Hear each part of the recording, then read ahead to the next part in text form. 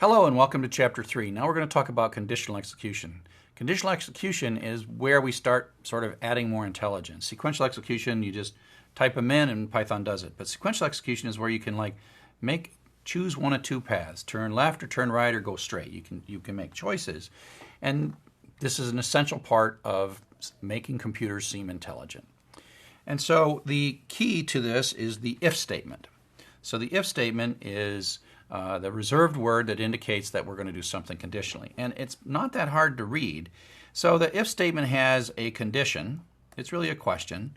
This, unlike x equals 5, which changes potentially the value of x less than 10 is asking a question. It's asking, is x less than 10? And that returns a true or a false. At this point, because x is 5, x is indeed less than 10, and so it's true. These if statements end in a colon, and they start an indented block of text. It's kind of like an outline that basically says, if this is true, do this statement. Otherwise, skip the statement. So in this case, it comes in, x is less than 10, so it does the statement. Then it comes back, it says, if x is greater than 20, this one evaluates to false. And so that skips it. So that's why we see smaller printout and fini printout, and this line never executes. So that's why I call it conditional. Depending on this question that's being asked, the line inside the indented block will either execute or not execute. And so you can kind of look at this from sort of as if you were driving a car, right? You execute this statement, then it goes to the next one. Then it asks the question, is x less than 10? If the answer is yes, it turns this way and drives down here and runs this code, does that thing. And then it rejoins, and then it says, oh, is x less than 20? Well, since x is 5, the answer is no. And so that it skips that completely, and then it runs this, and then it's done. And so this code never runs, okay? And so when we say conditional, we say, yes, that one ran, but that one did not run. And so that's why we call it conditional, because it may or may not run. The other thing that's important about this is this indenting notion, that we start with an if, have this colon, and then we indent. The indenting can be a variable. We tend to indent by 4 spaces. That's the recommended pattern. And we'll see in a bit, the indents can be longer than one line. This is only a one-line indent where you have one line that's conditional, but we'll see in a second how we can do this with more than one line. So, good time to talk about the comparison operators. Again, the problem here has to do with the limitations of the keyboards in the 1950s and 1960s of computers when most of these languages were kind of designed. So less than is on keyboards, less than followed by an equal sign is less than or equal to. Double equal, this is probably the part that's the hardest. Double equal is a question mark. Remember, equals is an assignment statement. It has kind of a direction, x equals 1, right? X equals 1. That puts 1 in x. This, if you say, x equals 1, you're asking the question, is x equal to 1, and it doesn't harm x. So that's probably, it takes a while. If I was designing a language, I would say assign x into 1, and then this would be single equals, but sorry, I didn't design Python, so that's not the way it is. So double equals is the question mark version of equality. Greater than or equal to, and greater than, and then not equal is exclamation point. Another word for exclamation is bang. We say bang equal or not equal. And so the exclamation point is like not equal, or like emphasis. I don't know. That's how I remember it. Remember that none of these harm the data that they're looking at. They evaluate and then return us a true or a false. So here's an example of all these things kind of in action.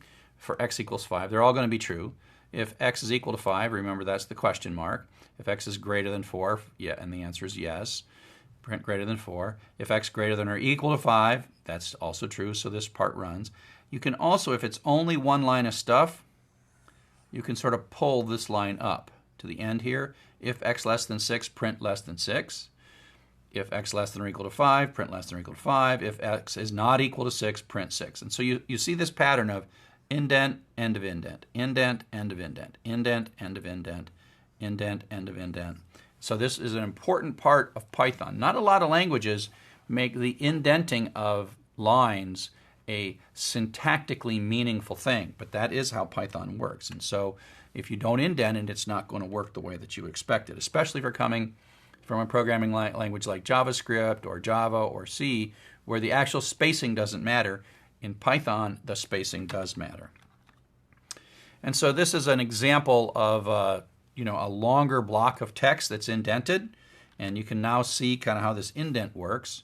You know, x is 5. We print before 5. If x equals 5, this is going to be true because it is, colon starts an indented block. Now, by maintaining the same indent, you make this all part of the conditionally executed block. So this is 3 lines of code that it runs this line, then sequentially runs this line, sequentially runs this line, and we indicate when it is that we want to get out of this block and then continue by de-indenting. Okay, so it runs, when it's true, it runs all of them. Then now it's running sequentially, and now it says, oh, if x is equal to 6, well, this one's going to be false.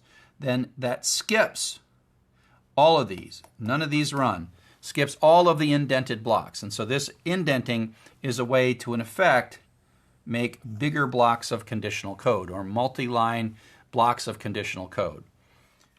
So indentation is important in Python. It's more important in Python than literally almost any other programming language. We always use indentation in other programming languages to mentally keep track of blocks of text, but it's not where the programming language will complain if you get it wrong. So you have to sort of think, why did you increase the indent, which is like if, after an if or a for or a while statement, which we'll see in a bit. You maintain the indent, which means you stay the same, or then you de-indent, or you reduce the indent back, and that is the way to end a block, so you reduce it.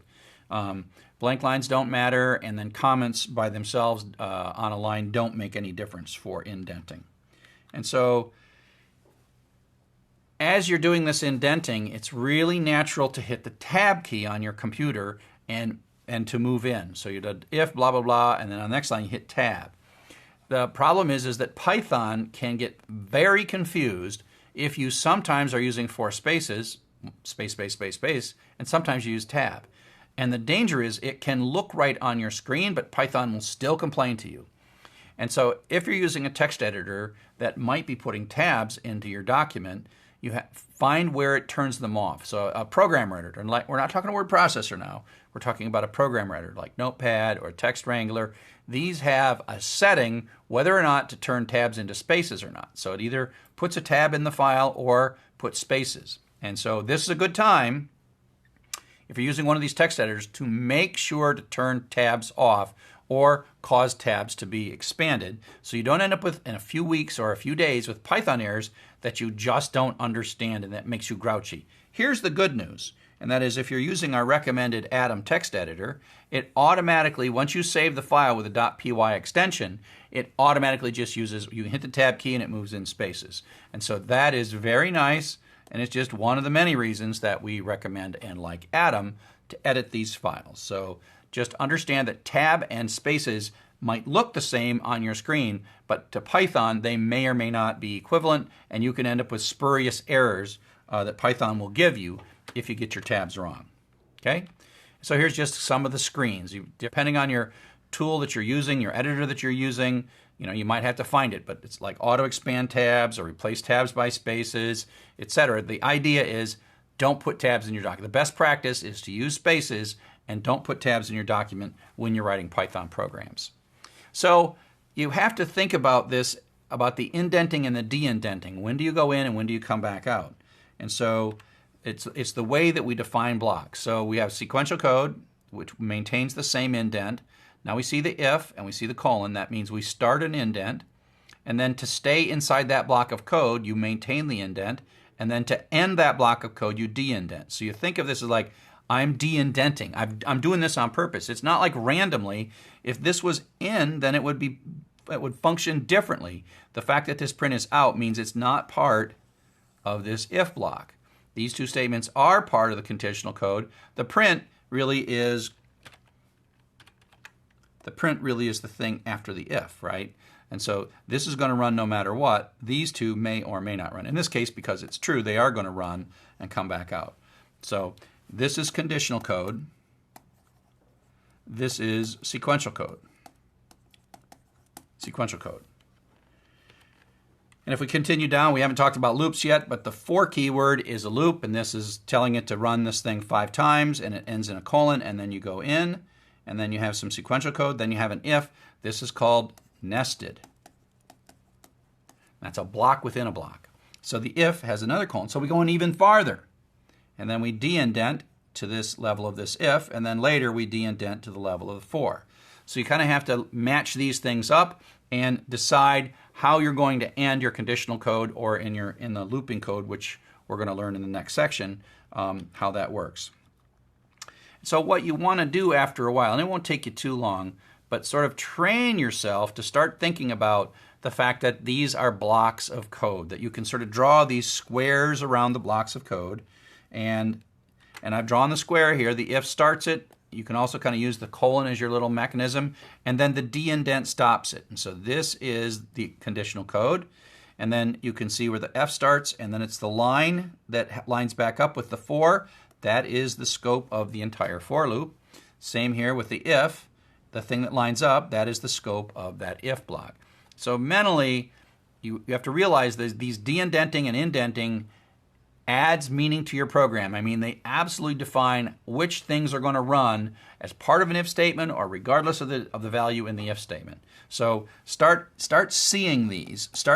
And in terms of nesting, you can see them inside one another. It's like the Russian dolls, where you've got a block of code. Within it, you got another block of code. And believe me, we'll go down, down, down, down, down, out, out, out, out, out.